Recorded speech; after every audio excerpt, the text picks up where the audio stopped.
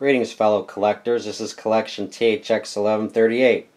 Today I'd like to share with you my dad's vintage racing game from 1958, Huggin' the Rail.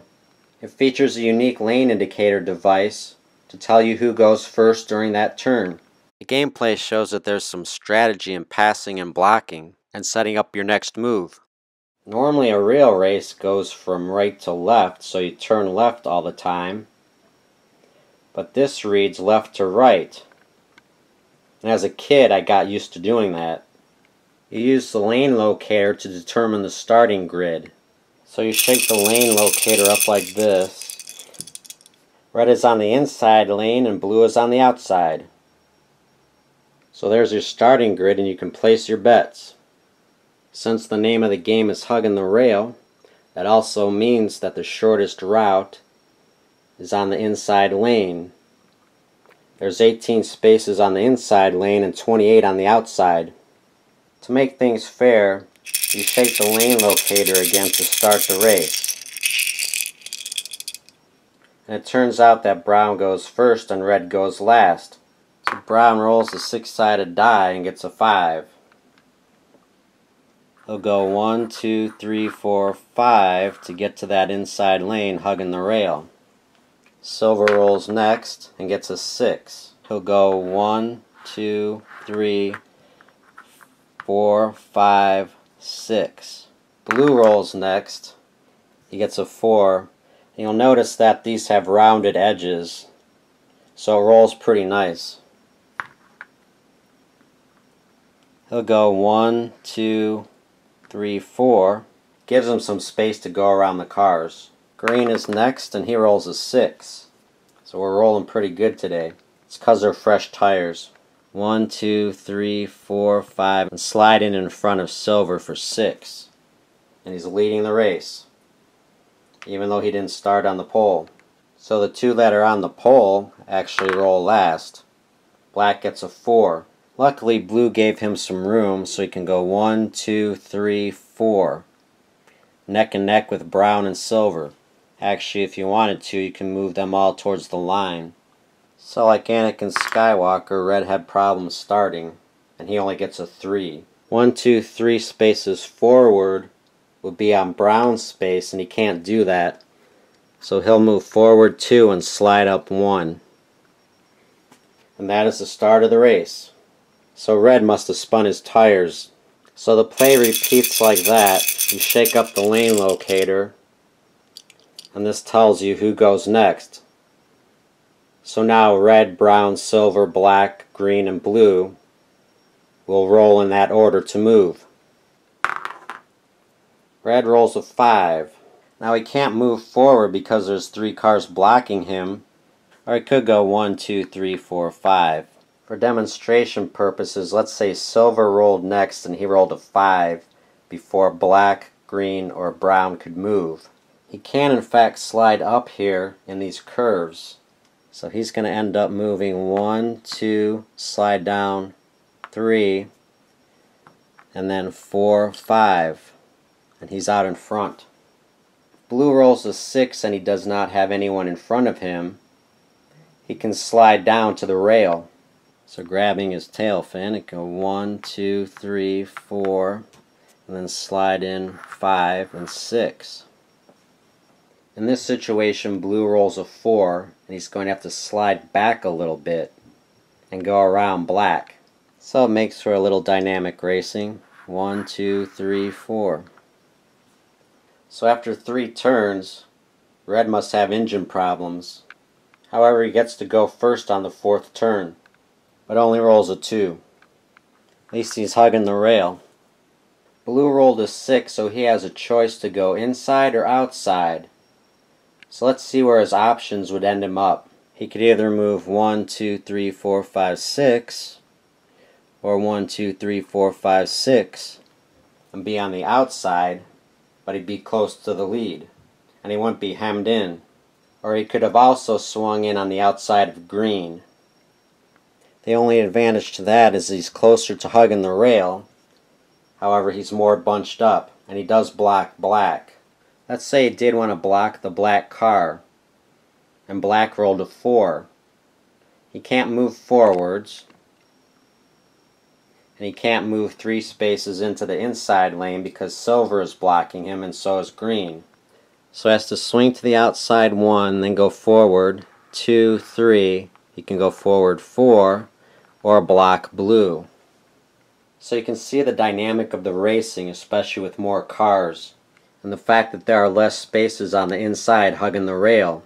So you can see the lane indicator does make a difference, as does having to move the exact roll on the die and going around cars with the ability to block them.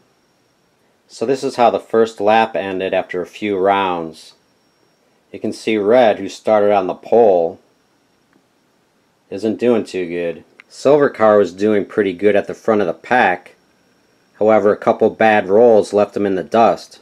Blue, green, and black had the type of rolls that kept them in the pack and blocking one another.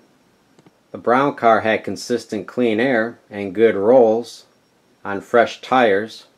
He's also camouflaged by the dirt track, and he finished the first lap in the lead. Here's a recap of the rest of the race. The results are interesting. This was the order of the cars after the first lap, after everyone crossed the start line.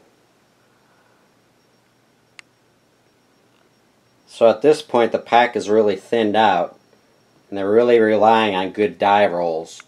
So black got 2 6s in a row, and he was able to cross the start line to start the second lap. Red actually got out of last place and blue fell way behind.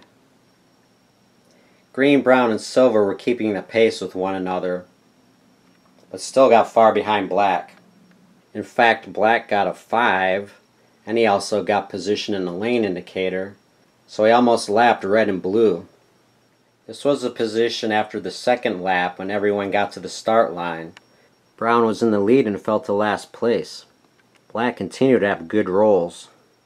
So this is what the race looked like when silver crossed the finish line first on the 6th lap. Black was running in 2nd place. Red moved all the way up to 3rd. Green was 4th. Brown fell back, but he moved up to 5th. And then blue was doing well, but he fell back to 6th and got lapped by silver. So black crossed the finish line next in 2nd place, and red just fell 1 short right before black. So black passed him at the finish line. So on the last lap, blue and green are neck and neck. Neither one wants to end up in last place. So this determines who wins. Blue beat green on the lane indicator, so all he needs to do is roll a 1, and he gets out of last place. And green finishes last. And he rolls a 2. Just barely getting past the start-finish line. And finishing 5th. Moves past blue, but it's a little too late and he finishes 6th. So silver comes in first. Blue comes in place, red comes in show, brown is 4th, blue is 5th, and green is 6th. And if you recall, this was our starting grid. According to the lane indicator at the start of the race, brown started first, but he finished 4th. Silver in the 5th lane started 2nd, but he finished 1st. Blue started 3rd on the outside lane and just barely finished 5th, avoiding last place. Green was in the 4th lane and started 4th, and barely finished last in 6th place. Black started in the 2nd lane from the rail, started 5th, led most of the race, and ended up in 2nd place. Red won the pole position, but started last, and ended up in 3rd, after falling back very early. I hope you enjoyed this look at a vintage racing game, Huggin' the Rail. Here's how the components are packed inside of the box, and the rules printed inside the box. This is how the components are packed in this plastic tray. You have the 6 lead cars in the bottom. They're all silver, but 5 of them are painted. The lane indicator fits in the middle, and the plastic is still clear. Then at the very top, the 6-sided die with the rounded corners. It's made out of lightweight wood. The rules are printed on a piece that fits on the inside of the box. Here's some close-up photos. The realistic auto race game, in which you turn right instead of left. It tells you how to operate the lane locator and the rules for racing. It's interesting they have a female driver in 1958. A lot of rules for a relatively simple game. However, they are well written. The rules of the road for movement with an example. And finally, scoring and betting. So I hope you enjoyed this look at a vintage racing game with a unique lane locator. Here's a very clean product catalog of games that collectors will be interested in looking at. Has a fold-out mini catalog of other games that they made. Maybe you recognize some of them. The cover says Invitation to Play. For a variety of entertainment for young and old, for escape from worry into the realm of fun, for a good time with friends and amusement for the children. Nothing compares with a fine game. Here's some screens you can pause if you want to take a closer look. You have the classic game of Parcheesi. I've never played that actually. Scrabble and Scrabble for Juniors. Deadpan with marketing text, but it doesn't really explain what the game is. Meet the Presidents, where you can actually learn something. Mr. Reed, the original mystery game, looks like Clue. Cargo's the best of all travel games. And Little Benny is a game for young children who cannot read or count, so all moves are made with color cubes. So I hope you enjoyed this look at this vintage game catalog. Check out my playlist of Star Wars and other collectibles. Please subscribe and click send me updates so you don't miss another interesting video. Once again, thanks for watching.